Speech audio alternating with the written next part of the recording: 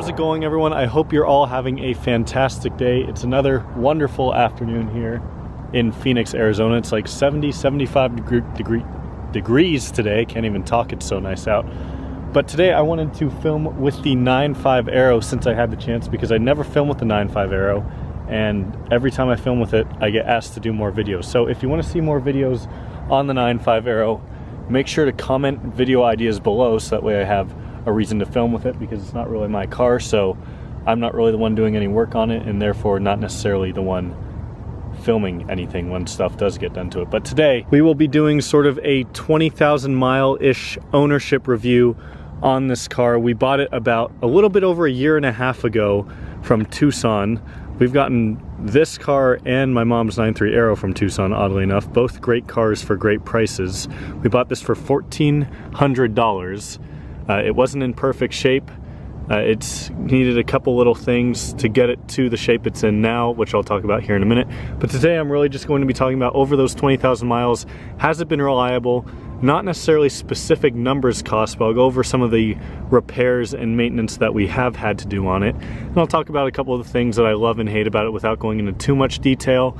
And I'll round it out by, I guess, just giving a general overview of, is this a good used car that you should consider buying? Because that might be the reason why you're watching this video in the first place. So let me start off by just giving a quick overview of the car itself. This is a 2004 Saab 9.5 Aero with a 2.3 liter 4-cylinder turbocharged engine. This particular 9.5 Aero has a map tune stage 1 tune on it, and that's about it in terms of modifications.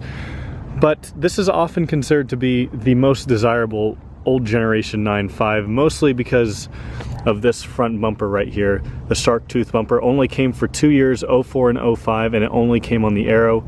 So there's a lot of people that want to do this upgrade on their car, and they can't because they're impossible to find in good condition. So I'll just let you guys stare at that one because it is in good condition. But being the Aero, it's obviously the highest trim, so it's got a nicer interior. Specifically, you've got this aluminum or silver-ish finish on the dash, which looks very sporty. The seats in it are incredible. I don't really have any other words for it. This one, of course, is a 5-speed automatic. You could also get it in a 5-speed manual, which are very hard to find, by the way.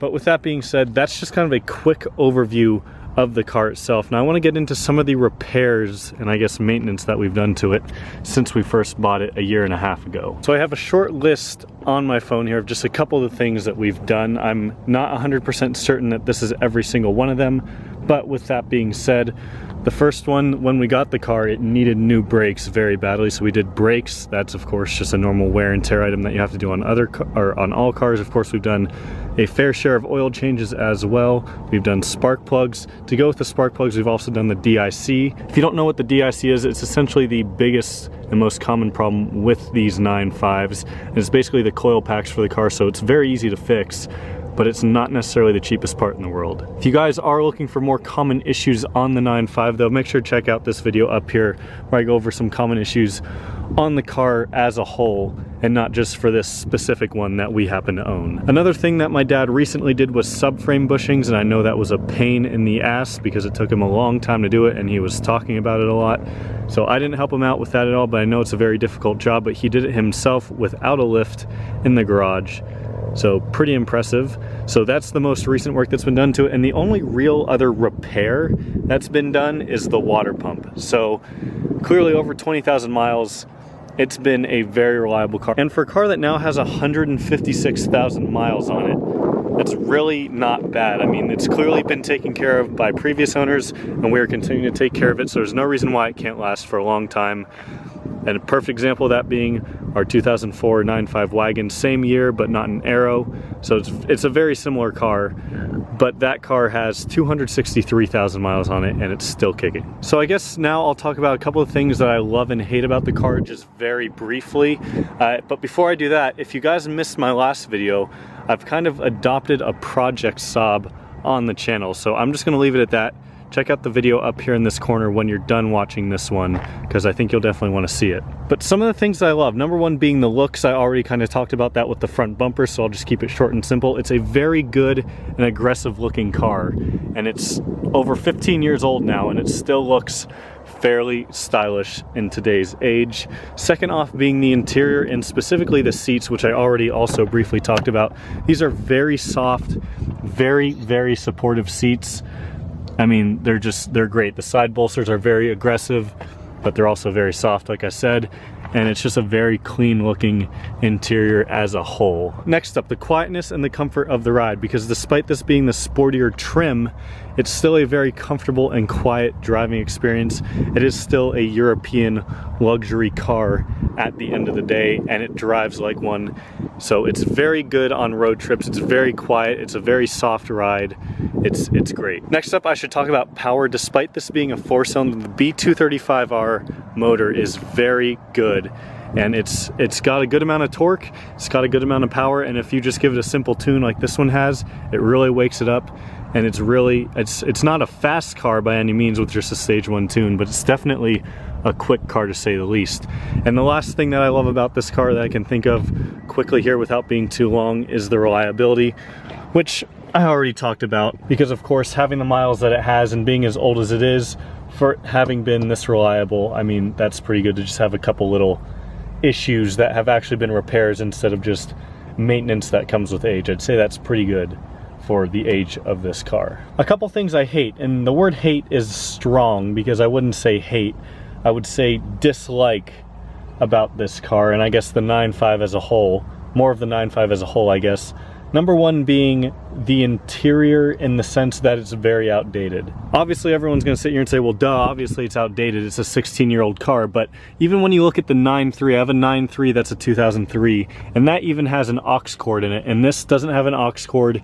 You couldn't get an aux cord in a 9.5 until 2006 when they updated the interior and the looks. So I think really the fact that it doesn't have something even simple like an aux cord just makes it outdated, and you can't really listen to your own music unless you get Bluetooth or you get one of those crappy cassette adapter things. And you can tell that by how small of a complaint that is. That just shows how much of a good car this is, in my opinion.